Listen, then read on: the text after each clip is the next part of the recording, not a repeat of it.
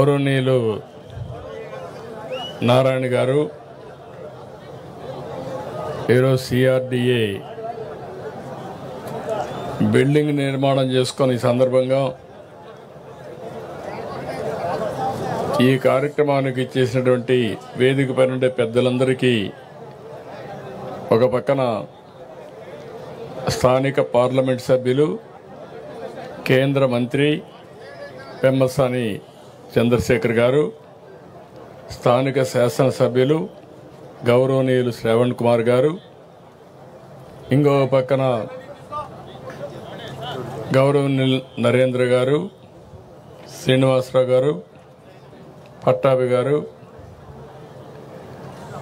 Municipal administration secretary Suresh Kumar గారు, CRDA commissioner Kannababu గారు, అధికార యంత్రాంగానికి అందరికంటే ముఖ్యంగా ఈరోజు ఇక్కడ సిఆర్డిఏ ఆఫీస్ ఓపెన్ చేసుకున్నామంటే దానికి కారకులైన రైతు సోదరి సోదరిమణులందరికీ నా నమస్కారాలు, అభినందనలు, శుభాభినందనలు. మీరు కూడా మీడియా కూడా తగ్గండి, సెక్యూరిటీ కదా దిగు. ఎగ్జాక్ట్గా ఈరోజు మీటింగ్ ఎట్లయితే పెట్టుకున్నామో నాకు లేక్ వ్యూ మీటింగ్లు జ్ఞాపకం వస్తున్నాయి. ఆ రోజు మొట్టమొదటిసారిగా రాష్ట్ర విభజన జరిగింది. జూన్ 2వ తారీఖున 2 రాష్ట్రాలుగా విభజన జరిగింది. ఆంధ్రప్రదేశ్ రాష్ట్రానికి రాజధాని లేదు. ఆ రోజు చట్టంలో పెట్టింది కూడా రాజధాని ఎక్కడ పెట్టాలనో నిర్ణయించడానికి ఒక కమిటీ వేస్తామని ఒక కమిటీ వేశారు. అక్కడి నుంచి శివరామ మైక్ కరెక్ట్గా చూడు, అక్కడి నుంచి మనం కూడా స్టార్ట్ చేసాము ఎట్లా కట్టుకోవాలని. అయితే ఆ రోజు కనీసం ఆనాటి ప్రభుత్వం పలాంది ఇక్కడ రాజధాని వస్తుందనంటే ఎట్లా కట్టాలని ఆలోచించేవాళ్ళం.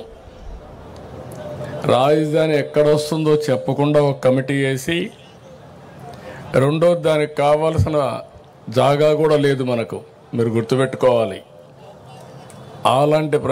అలాంటి సమయంలో మన ఆలోచన విధానం ఏం చేయాలని ఆలోచించినప్పుడు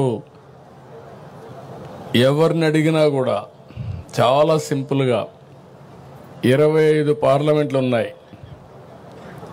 ఒక పక్క 12, ఇంకొక పక్క 12, 13వ పార్లమెంట్ ఈ గుంటూరు. రాజధాని ఎక్కడ రావాలంటే ఇక్కడే రావాలని చెప్పాల్సింది పోయి దీనికి లేనిపోని పంచాయతీ పెట్టారు. అక్కడి నుంచి ప్రారంభమైంది.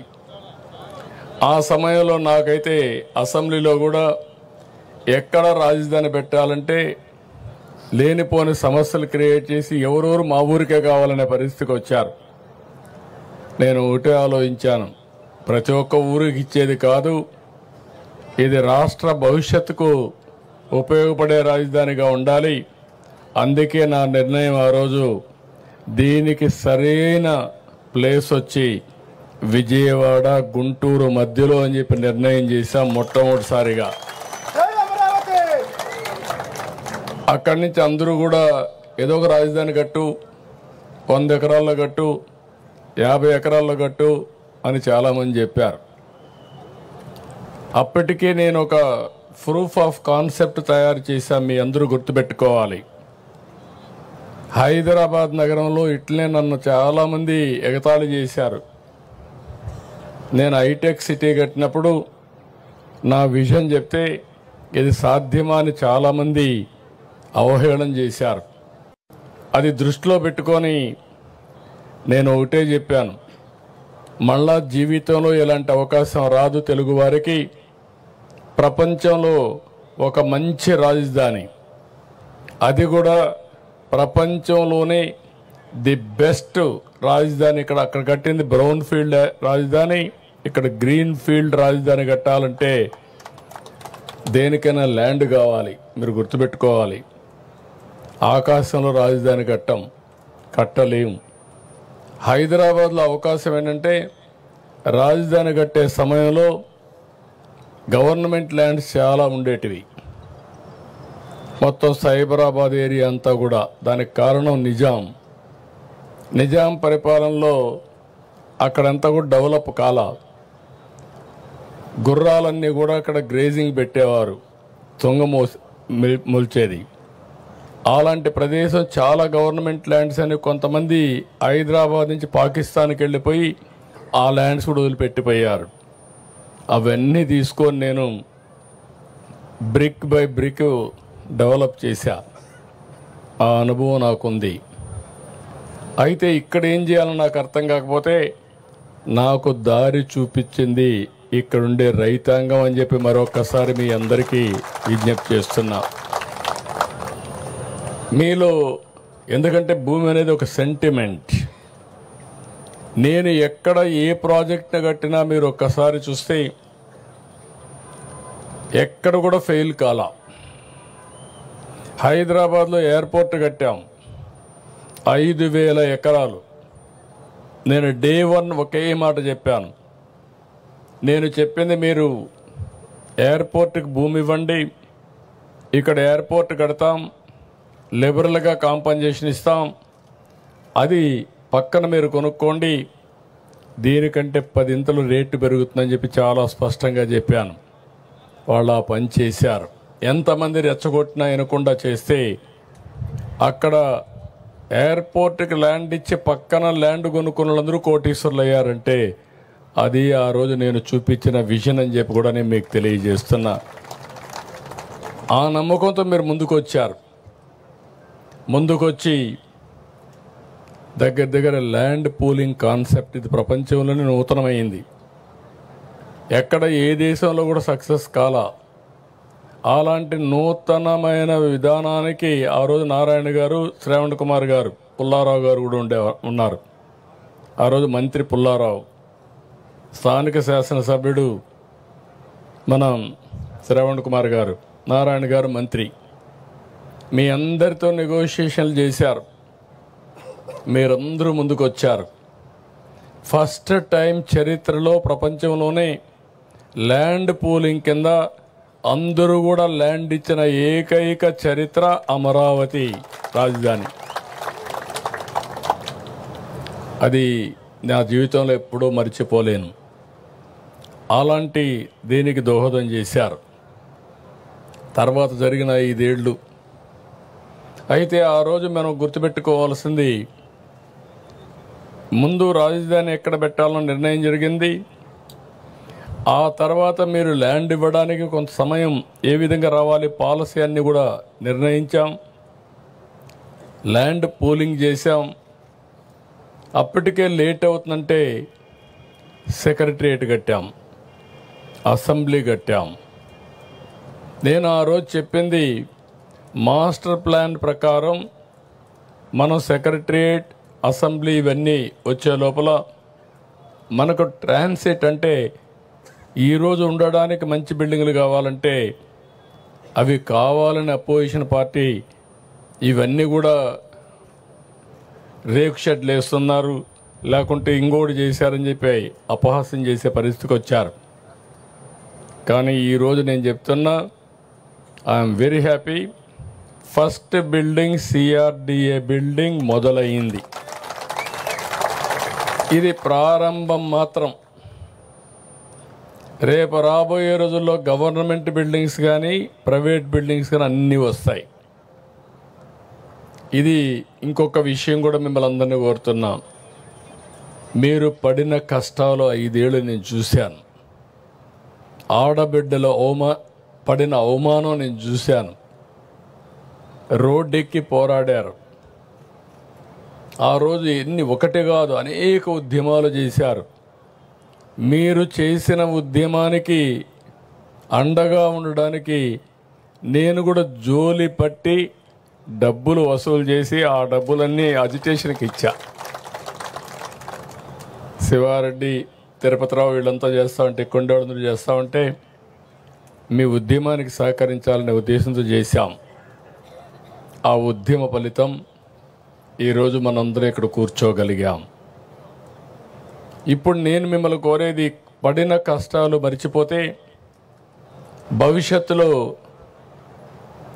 ఓసారి మనం అటు ఇటు వెళ్ళిపోతాం. మీ కష్టాలు నేను చూసా, మీ ఇబ్బందులు నేను చూసా, మీ త్యాగాలు చూసా. ఆ త్యాగాల ఫలితాలు మళ్ళీ మీరు అనుభవించడానికి నేను అన్ని విధాలుగా మీకు సహకరిస్తానని మరొక్కసారి మాట ఇస్తున్నా. దాంట్లో అనుమానమే లేదు. ఫేజ్ 1 ల్యాండ్ పూలింగ్లో మీరు భూమి ఇచ్చారు. ఫేజ్ 2లో మీరందరూ కష్టాలు పడ్డారు. ఇచ్చిన నేరానికి, లేకుంటే మీరు చేసిన త్యాగానికి మిమ్మల్ని నానా హింసలు పెట్టి, ఒకటి కాదు అన్ని హింసలు పెట్టారు. వాళ్ళ అక్కస్ ఎంతవరకు ఉందంటే, కడాన మొన్న కూడా మీరు చూస్తే రాజధాని ప్రాంతం వేశ్యల ప్రాంతం అని మాట్లాడే పరిస్థితికి వచ్చారు. రాజధాని ఎక్కడుంది, ఇది ఒక ఎడారని మాట్లాడారు. రాజధాని ఎక్కడుంది, ఇది ఒక శ్మశానం అని మాట్లాడారు. ప్రతి ఒక్క వ్యక్తి ఉండే వాళ్ళల్లో మీ మైండ్లో అది ఉండాలి, మీ మనసులో అది ఉండాలి. ఉండి ఈ ఐకమత్యం దేనికి కాదు. ఈరోజు ఈ సిటీని బ్రహ్మాండమైన సిటీగా నేను ఒకటే ఆలోచిస్తున్నా, నేను విజువలైజ్ చేసి చెప్తున్నా. ఇంత మంచి సిటీ, ఇంత మంచి ప్రాంతం ఎక్కడా ఉండదు. ఒక పక్కన కృష్ణా నది, దగ్గర దగ్గర 30-40 లక్షల ఎకరాలు సాగు చేసే నదిది. గోదావరి కృష్ణా అనుసంధానమైంది. రేపు రాష్ట్రంలో నదులన్నీ అనుసంధానం అయితే ఇక్కడి నుంచే నీళ్లు వెళతాయి. Fresh water. ఏ సిటీ కూడా లేదు భారతదేశంలో ఇలాంటి సిటీ. భారతదేశంలోనే కాదు, ప్రపంచంలో ఎక్కడా లేనటువంటి సిటీ ఈ అమరావతి అని చెప్పి కూడా నేను మీకు తెలియజేస్తున్నా. రెండోది, బంగారు పండించే భూములు ఇవి. మంచి గ్రీనరీ వస్తుంది. చెట్టు పెడితే చెట్టు బ్రహ్మాండంగా వస్తుంది. అలాంటి భూమిలో చెట్లు పెడితే ఇంక మీకు గ్రీనరీకి కొరత ఉండదు. అంటే ఒక పక్క బ్లూ, ఒక పక్క గ్రీన్. మూడోది, కొత్త టెక్నాలజీ వచ్చింది, గ్రీన్ ఎనర్జీ వచ్చింది. ఇప్పుడు అక్కడ వెహికల్స్ అన్నీ పెట్టారు. సైకిల్ దగ్గర నుంచి ప్రతి ఒక్కటి కూడా ఎలక్ట్రిసిటీతో నడుస్తున్నాయి. ఇక్కడ సోలార్ వచ్చింది, ఇంటిపైనే సోలార్ పెట్టుకునే పరిస్థితికి వచ్చాం. ఇంకొక పక్కన రాష్ట్రంలో గ్రీన్ హైడ్రోజన్కి వెళ్తున్నాం. అంటే ఈ ప్రాంతంలో పొల్యూషన్ లేకుండా చేయడానికి ఏమేం చేయాలో అవన్నీ చేస్తున్నాం. ఇంకొక పక్క హైదరాబాద్ నగరాన్ని నేను చూసి, అన్ని నగరాలు చూస్తున్నాం. చేసినప్పుడు రోడ్డు మీదనే, రోడ్డు కిందనే పైపులు వేస్తారు.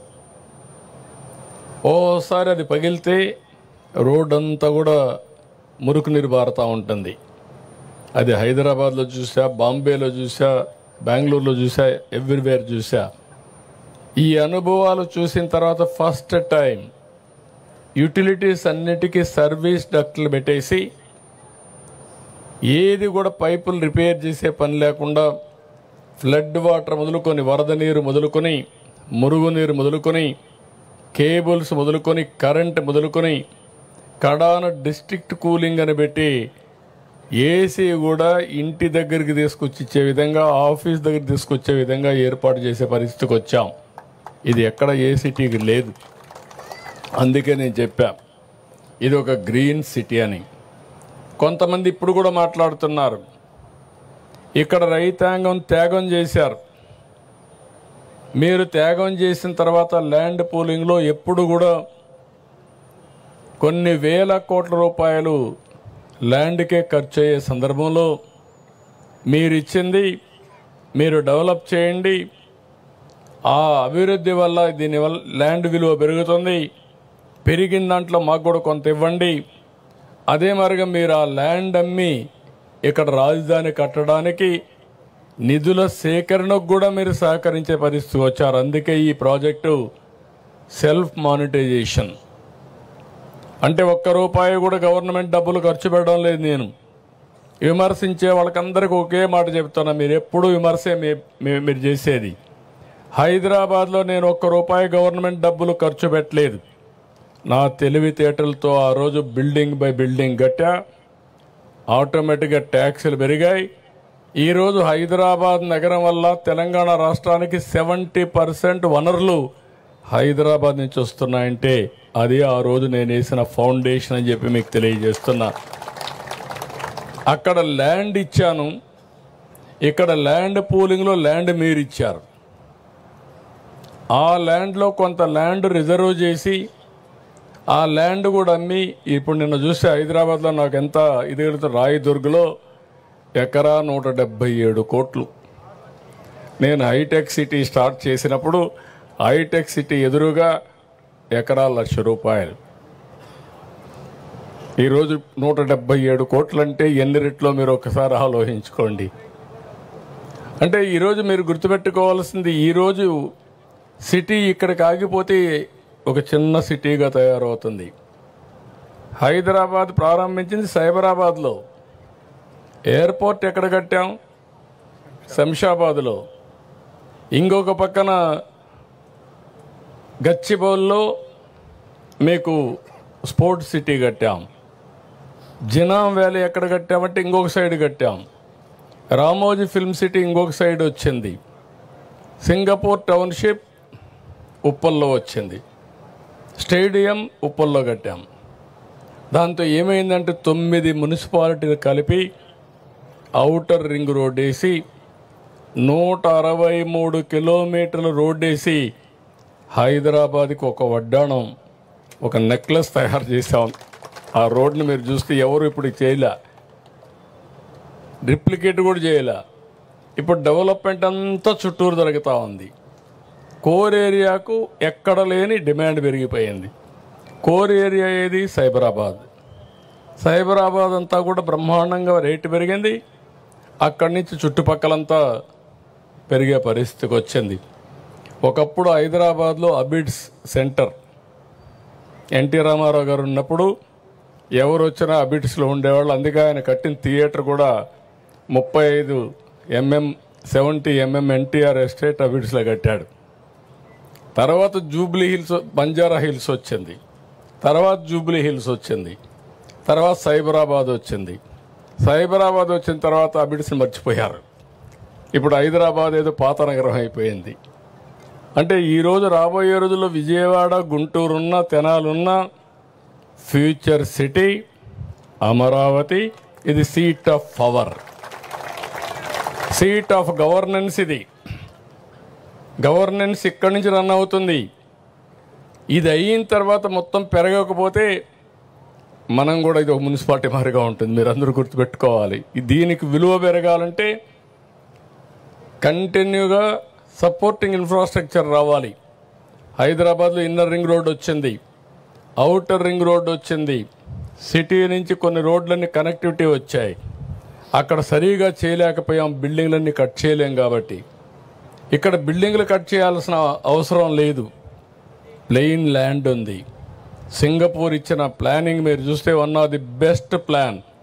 సీడ్ క్యాపిటల్, సీడ్, దీని తర్వాత ఏరియా, ఈ ఏరియా కోర్ క్యాపిటల్, ఆ తర్వాత ఏరియా మొత్తం కలిసి సిఆర్డిఏ ఏరియా మొత్తం రీజియన్ తీసుకొచ్చారు. దానికి 7 రాజధానులకు మన రాజధాని నుంచి 7 రోడ్లు పోతాయి డిఫరెంట్ స్టేట్స్కి. ఇవన్నీ కూడా మనకు రాబోయే రోజుల్లో చాలా ఉపయోగపడతాయి. నేను ఒకటే చెప్తున్నా, ఇక్కడుండే రైతాంగం నెక్స్ట్ లెవెల్కి మీరు ఆలోచించాలి. ఇక్కడ మీ ఎంపీ ఉన్నాడు. మీ ఎంపీ ఒకసారి మీ మారిగానే ఒక సాధారణ కుటుంబంలో పుట్టాడు, నా మారిగానే చదువుకున్నాడు, అమెరికాకి వెళ్ళాడు, అక్కడ ఒక ఐటీ కంపెనీ పెట్టాడు డాక్టర్గా ఉండి, బాగా డబ్బులు సంపాదించి మళ్ళీ తిరిగి ఇక్కడికి వచ్చాడు ప్రజాసేవకు. అంటే ఒక సక్సెస్ స్టోరీ. చిన్న వయసులోనే అక్కడి నుంచి ఎంపీగా సునాయాసం గెలిచాడు. కేంద్రంలో డబుల్ ఇంజిన్ సర్కార్ వచ్చింది, మనకు అవకాశం వచ్చింది, ఆయనకు కూడా జాక్పాట్ వచ్చింది. ఒక మాటలో చెప్పాలని ప్రజాసేవ చేయడానికి ఇంత తొందరలు ఇవి రావు. అది మీ ఎంపీ కావడం మీ అందరి అదృష్టం. అది కూడా చెప్తున్నా, గుర్తుపెట్టుకోవాలి. ఇక్కడ మీ ఎంపీ లెవెల్ హెడ్గా ఉన్నాడు, చేయాలని తపనుంది, డెవలప్మెంట్ చేయాలని తపనుంది. ప్రపంచాన్ని చూశాడు, దేశంలో మంత్రిగా ఉన్నాడు. ఆయనకు కూడా చెప్పా, ఎక్కువ సమయం స్పెండ్ చేయండి. ఇక్కడ రైతాంగం ఎవరైతే ఈ ప్రాంతంలో భూమి ఇచ్చారో వీళ్ళని ప్రయోజకులుగా తయారు చేయాలంటే ఏమేమి తయారు చేయాలనో ప్లానింగ్ తయారు చేయమని వారికి కూడా చెప్పా. నేను ఇంకొక మాట కూడా చెప్పాను, ఎక్కడ పోయినా మిమ్మల్ని గురించి ఆలోచిస్తాను. ఒక ఉదాహరణ SRM విట్టుకు చెప్పాను. నేను ఎప్పుడు చెప్పేవాడిని, ఒకప్పుడు హైదరాబాద్లో మీరు చూస్తే ఎక్కువ భూమి పేదవాళ్ళకు ఉండేటివి. నేను పదే చెప్పేవాడిని, మీరు భూమి అమ్మద్దండి, అమ్మేస్తే తక్కువ ధరగబోతుంది, దీని విలువ పెరుగుతుంది, మీరు పెట్టుకోమని చెప్పేవాడిని. కొంతమంది సరే అవసరాలు లేకుండా తెలియని తరం కూడా ఉండి అమ్మేవాళ్ళు. అమ్మితే డబ్బులు వస్తే ఏం చేయాలో తెలిసేది కాదు. అంత మునుపు 50,000, 30,000, 10,000 రూపాయలు అమ్మే ఎకరా 4 కోట్లు 5 కోట్లు అమ్మితే ఆ డబ్బులు ఎక్కడ పెట్టుకోవాలో తెలిసేది కదా. అప్పట్లోనే గోను సంచుల్లో పెట్టుకునేవాళ్ళు. నేను ఎప్పుడూ ఎగ్జాంపుల్ చెప్పేవాడిని, వీళ్ళంతా నేరుగా 5 స్టార్ హోటల్ పోయి కాస్ట్లీయెస్ట్ విస్కీ పేరు తెలియదు కానీ ఆ హోటల్లో ఉండి విస్కీ తాగాలనేవాళ్ళు. అప్పుడు నేను ఇవన్నీ మళ్ళీ చెప్పేవాడిని. ఇక్కడే మీకు కూడా చెప్తున్నా, దుర్వినియోగం చేయొద్దండి. అమరావతి రైతాంగం అంతా మీరు మీ పిల్లలు ఆలోచించండి. అందరం సాధారణ కుటుంబాలను పుడతాం. వచ్చిన అవకాశాన్ని ఉపయోగించుకుంటే మనం అనుకున్న స్థాయికి ఎదిగేదానికి అవకాశం ఉంటుంది. మీరు ఇంటికి ఒక ఆంట్రప్రెన్యూర్ అన్నాను. ఆ ఆంట్రప్రెన్యూర్ అనేది అమరావతి నుంచే ప్రారంభం కావాలనేది నా ఆలోచన. ఇక్కడ విట్టు, SRM, రేపు రాబోయే రోజుల్లో టెక్నాలజీ కోసం బిట్స్ పిలాని ప్రపంచంలో ఉండే యూనివర్సిటీస్ అన్నీ వస్తాయి. ఇక్కడే మీ భూమిలో మీరు చూస్తే క్వాంటమ్ కంప్యూటింగ్ వస్తూ ఉంది. క్వాంటమ్ వాల్యూగా డిక్లేర్ చేశాను. విశాఖపట్నంలో నిన్నే గూగుల్, ఈరోజు ఢిల్లీకి వెళ్తున్నా, గూగుల్ కూడా వచ్చే పరిస్థితికి వచ్చింది. ఈ గూగుల్ వల్ల AI సునాయాసంగా డేటా సెంటర్ AI వస్తుంది. ఇవన్నీ కూడా మీరు గుర్తుపెట్టుకోవాల్సింది. నాకు కూడా అర్థమయ్యి ఇవన్నీ కాదు, నేను మొదటి నుంచి కూడా ఏదైనా అర్థం చేసుకొని ప్రపంచంలో ఏది జరుగుతుందో దాన్ని ముందు ఊహించి మన తెలుగు జాతికి అందించాలనేది నా ఆకాంక్షని మరొక్కసారి మీ అందరికీ తెలియజేస్తున్నా. ప్రధానమంత్రి గారు క్వాంటమ్ మెషిన్ పెట్టాడు, నేను క్వాంటమ్ కంప్యూటర్ అమరావతి తీసుకొచ్చా. ప్రధానమంత్రి గారు గ్రీన్ హైడ్రోజన్ మిషన్ పెట్టాడు, నేను ఆంధ్రప్రదేశ్ని గ్రీన్ హైడ్రోజన్ వ్యాలీగా తయారు చేస్తున్నా. అందరూ ఏ గురించి మాట్లాడుతున్నారు? హైదరాబాద్లో మీరు ఆ రోజు హైటెక్ సిటీ, IT ఒకే ఒక నిర్ణయం, మీ ఊర్లో కూడా ఉంటారు.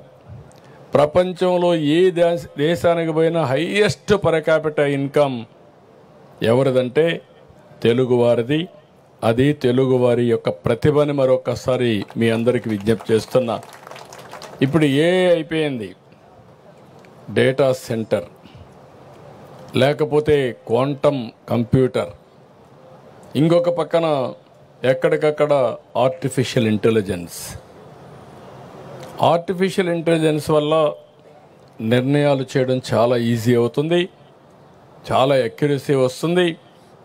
నేను ఇక్కడే ముగ్గురికి నారాయణ గారికి చెప్తున్నా, నారాయణ గారు ఫస్ట్ నుంచి అసోసియేట్ అయ్యాడు, శ్రావణ్ కుమార్ ఫస్ట్ నుంచి అసోసియేట్ అయ్యాడు. మీతో సంబంధాలు పెట్టుకొని మిమ్మల్ని మెప్పించిన వ్యక్తులు. నేను అందుకే ఒక మాట చెప్పాను, మీరు కూడా గుర్తుపెట్టుకోవాల్సింది, అన్నీ మీరే చేసేయంటే ఎవరు చేయలేం, కానీ మీరు బాగుపడడానికి దోహదం చేయడానికి హ్యాండ్ హోల్డింగ్ ఇవ్వడం మా బాధ్యత, ఇబ్బందులు లేకుండా చేయడం మా బాధ్యతని మరొకసారి మీ అందరికీ తెలియజేస్తున్నా. ఏదో మిమ్మల్ని మెప్పించడానికి నేను మాట్లాడడం లేదు, కానీ నాకు కూడా పనులు 176 ఉంటాయి. కానీ అన్నీ చేయకపోతే మళ్ళీ నేను రాబోయే రోజుల్లో 5 ఏళ్ల తర్వాత మీరు గుర్తుపెట్టుకోవాలి, ఒకసారి చేసిన తప్పుకు మీరెంత అనుభవించారో, నేనెంత అనుభవించానో, రాష్ట్రం ఎంత అనుభవించింది తెలిసింది.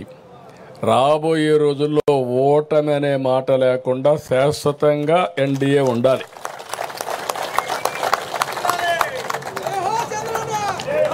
ఎన్డీఏ శాశ్వతంగా ఉంటే అటు నరేంద్ర మోడీ గారు 2047కి ప్రపంచంలోని నెంబర్ 1 ఆర్థిక వ్యవస్థగా భారతదేశం తయారవుతుంది. దానికి ఇంజన్గా ఆంధ్రప్రదేశ్ రాష్ట్రం ఉంటుందని మరొకసారి మీ అందరికీ విజ్ఞప్తి చేస్తున్నా. అందుకే ఈరోజు జనసేన అధినేత పవన్ కళ్యాణ్ గారు, తెలుగుదేశం, బీజేపీ ముగ్గురం కలిసి మనం ముందుకు పోతున్నాం. ఇక్కడ ఉండే రైతాంగం కూడా మీరు గుర్తుపెట్టుకోవాల్సింది, మీరందరూ కూడా ఇంకా రాబోయే రోజు రైతు నుంచి పారిశ్రామికవేత్తలు కావాలి. ట్రాన్సిషన్. ఇంకా మీరు రైతు ఆలోచన చేశారంటే మళ్ళీ ఎక్కడికో పోయి ఒక 5 ఎకరాలు 10 ఎకరాలు భూమి తీసుకొని మళ్ళీ వ్యవసాయం చేయాల్సి వస్తుంది.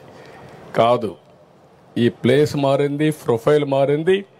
మీ ఆలోచన మార్చాలి, మీరు కూడా బాగుపడాలి. రాష్ట్రంలో ఉండే ప్రతి ఒక్కరికి చెప్తున్నా, నేను ఎక్కడ ఏది చేసినా ప్రజల కోసం చేస్తా, భవిష్యత్ తరాల కోసం చేస్తా. మీరు కూడా సహకరిస్తే రాష్ట్రం అన్ని ప్రాంతాల్లో అభివృద్ధి చేసుకుంటాం. ఈ ఒక్క ప్రాంతం కాదు, విశాఖపట్నం దీనికంటే ఫాస్ట్గా వెళ్ళిపోతూ ఉంది. ఒకే ఒక నిర్ణయం, $10 బిలియన్ ఇన్వెస్ట్మెంట్ వచ్చింది. స్వతంత్రం వచ్చిన తర్వాత, ఆర్థిక సంస్కరణలు వచ్చిన తర్వాత దేశంలో వచ్చినటువంటి అతిపెద్ద ఎఫ్డిఐ గూగుల్ ఇన్వెస్ట్మెంట్ అని చెప్పి కూడా నేను మీకు తెలియజేస్తున్నా. ఫస్ట్ టైం అలాంటి ఇన్వెస్ట్మెంట్ వచ్చినప్పుడు ఇంకా రాష్ట్రంలో చాలా వస్తున్నాయి. అవన్నీ కూడా మీరు చూస్తున్నారు. మీ మంచి మనసు పనిచేసింది. స్థలబలం అమరావతికి బ్రహ్మాండంగా ఉంది. కొన్ని ఇబ్బందులు వచ్చాయి, కానీ ఆ ఇబ్బందులు అధిగమించాం. మనం వేసిన ఫౌండేషన్ కూడా చాలా స్ట్రాంగ్గా ఉంది. ఆ రోజు నాకు బాగా జ్ఞాపకం, మొత్తం రాష్ట్రం దేశంలో ఉండే దేవాలయాలన్నింటిలో పూజలు చేసి పవిత్రమైన జలాన్ని, పవిత్రమైన మట్టిని తీసుకొచ్చాం. ఆ దేవుళ్ళ ఆశీస్సులు తీసుకొచ్చాం. మసీదుల నుంచి, చర్చిల నుంచి ప్రార్థనాలయాలను తీసుకొచ్చాం. కడాన ప్రధానమంత్రి గారు కూడా పార్లమెంటు సాక్షిగా పార్లమెంటు మట్టి, అదే మరి ఢిల్లీలో యమునా రివర్ నీళ్లు, పవిత్ర జలాలు తీసుకొచ్చి మనకు అందజేశాడు. అవన్నీ నాకు జ్ఞాపకం ఉన్నాయి. దేవతల రాజధాని అమరావతి అయితే ప్రజా రాజధాని ఈ అమరావతి. నేను ప్రతిరోజు ఒకటే వెంకటేశ్వర స్వామిని కోరుకుంటాను. వెంకటేశ్వర స్వామిని కోరుకునేది నేను ఒకటే, కలియుగ దేవుడు వెంకటేశ్వర స్వామి. నాకు ప్రాణభిక్ష పెట్టింది కూడా వెంకటేశ్వర స్వామి. మరో జన్మనిచ్చాడు. అలాంటి వెంకటేశ్వర స్వామిని నేను కోరుకునేది. దేవతల రాజధాని అమరావతి ఏ విధంగా అయితే ఉందో మనం ఊహించుకుంటున్నామో అలాంటి రాజధాని, అలాంటి రాష్ట్రాన్ని నిర్మాణం చేయడానికి అవకాశం ఇవ్వమని వెంకటేశ్వర స్వామిని ఎప్పుడూ ప్రార్థిస్తానని చెప్పి కూడా నేను మీకు తెలియజేసుకుంటూ, మళ్ళీ ఒకసారి మీతో కూర్చుంటాం. ఎవరికి ఏ సమస్యలున్నా అన్నీ కూడా పరిష్కారం చేసుకుందాం. టైం టు టైం కూర్చొని ఈ ముగ్గురికి బాధ్యత చెప్తున్నా. రైతాంగాన్ని మేనేజ్ చేసే బాధ్యత మీ ముగ్గురిది. మీకేదైనా సమస్యలు ఉంటే నేను కూడా పిలిపించి మాట్లాడి ఒక యాక్షన్ ప్లాన్ తయారు చేసుకొని దానికి అనుసంధానంగా అందరం ముందుకు పోదాం. ఎందుకంటే ఈరోజు నేను ఢిల్లీకి వెళ్తున్న ఇంకొక మీటింగ్ చూసుకొని మధ్యాహ్నం పైన పిఎంని గెలవాలి. ఎందుకంటే 16వ తారీఖు పిఎంని ఇన్వైట్ చేస్తున్నాం. ఆయన శ్రీశైలం, కర్నూలుకు వస్తున్నారు సూపర్ జిఎస్టీ కింద. ఆ ప్రోగ్రాం ఉంది కాబట్టి టైం డిలే చేయడానికి వెళ్ళలేదు. తొందరలోనే మిమ్మల్ని కలుస్తానని చెప్పి కూడా నేను మీకు తెలియజేసుకుంటూ, ఎవ్వరికీ అనుమానం అవసరం లేదు. మిమ్మల్ని మరిచిపోయే సమస్య లేదు. మిమ్మల్ని మరిచిపోతే మీరు చేసిన త్యాగాన్ని నేను మర్చిపోయినట్టు అవుతుందని చెప్పి మరొకసారి తెలియజేసుకుంటూ, మీ త్యాగాన్ని గుర్తుపెట్టుకుంటా, మిమ్మల్ని గుర్తుపెట్టుకుంటా, దానికి ప్రతిఫలం అనునిత్యం ఆలోచించి ఏ విధంగా చేయాలో చేసుకుందామని చెప్పి తెలియజేసుకుంటూ, మరొకసారి వండర్ఫుల్ అకేషన్. జీవితంలో మరుపు రాలేనటువంటి సంఘటన. ఫస్ట్ బిగినింగ్ మాత్రం ఇది అయిపోయిందని నేను అనడం లేదు. ఈరోజు ప్రారంభం చేశాం. మన యాత్రకు ప్రారంభం. కనీసం కూర్చోవడానికి ఒక ప్లేస్, ఆ ప్లేస్ ఇచ్చిన మిమ్మల్ందరినీ పేరు పేరున అభినందిస్తూ అందరికీ నమస్కారాలు. జై హింద్, జై జన్మభూమి, జై అమరావతి, జై అమరావతి, జై అమరావతి, జై జై అమరావతి.